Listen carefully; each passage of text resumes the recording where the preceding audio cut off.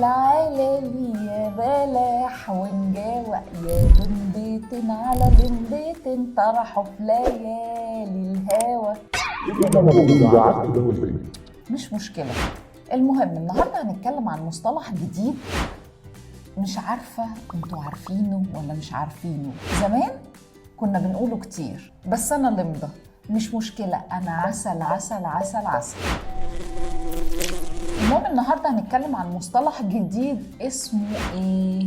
اسمه الفولكلور. ممكن تقولوا لي يا لمدين يعني ايه فولكلور؟ لا.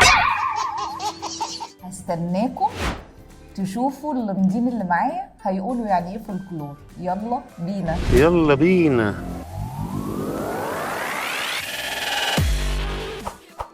انا مش عارفه يعني ايه فولكلور.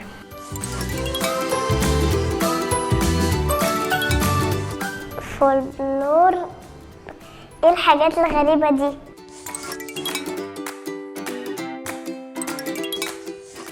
الكرور ده دواء.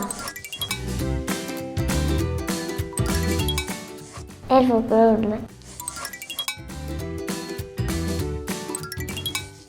الكرور ده اللي ماما بتغسل بيه.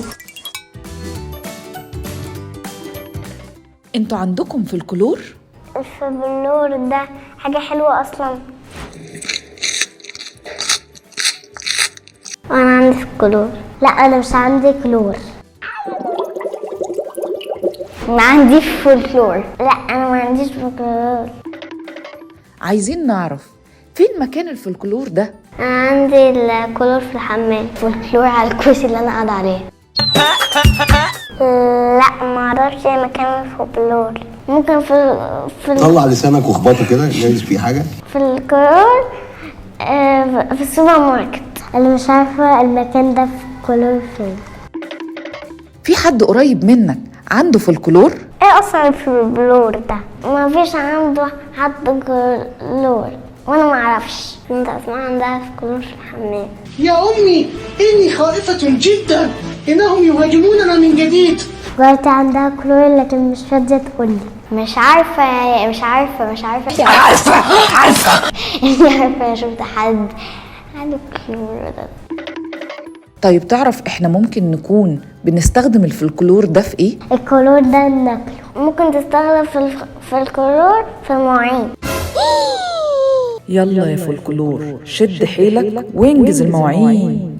الكلور بنستخدمه في الهدوم. الفولكلور بنغسل بيه. معرفش بنعمل ايه بالفولكلور. شوف يا عزيزي، شوف يا عزيزتي اللمدين، احنا النهارده عايزين نعرف يعني ايه فولكلور. طبعا بعد ما احنا ما سمعنا اللمدين اللي معانا قالوا ايه وقالوا يعني ايه فولكلور. هو الفولكلور مش يعني كلور. مين اللي قال كده؟ الفولكلور هو الحاجات اللي بنورثها من أجدادنا. يعني إيه؟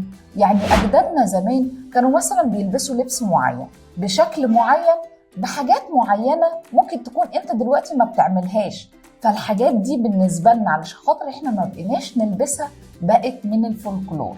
زي البيوت اللي موجودة في النوبة. البيوت اللي موجودة في النوبة دي تعتبر من الفولكلور النوبي. في الملاية اللخ عارفينها؟ دي من الفولكلور الاسكندراني. عارفين اللبس اللي بيتلبس في سينا اللي هو زي اليشمك والحاجات دي كلها؟ دي من الفولكلور السيناوي. يعني مصر مليانة فولكلور كتير جدا. وطبعا ما ننساش ان في حاجات مثلا زي تطريزات او الوان او اشكال بتبقى معمولة باشكال معينة، دي تعتبر من الفولكلور. زي السجاد القديم او القلة، كل الحاجات دي فولكلور. ما ننساش ان في الصعيد فولكلور كتير جدا زي الجلاليب الصعيدي، دي من الفولكلور. مصر مليانة حاجات كتيرة جدا من الفولكلور. المهم تكون المعلومات وصلت لكم وتكونوا عرفتوا يعني ايه فولكلور. اشوفكم في حلقة جديدة، وما تنسوش اللايك والشير، وما تنسوش نقول مين اكتر لمد ولمضة معانا في الحلقة. باي باي.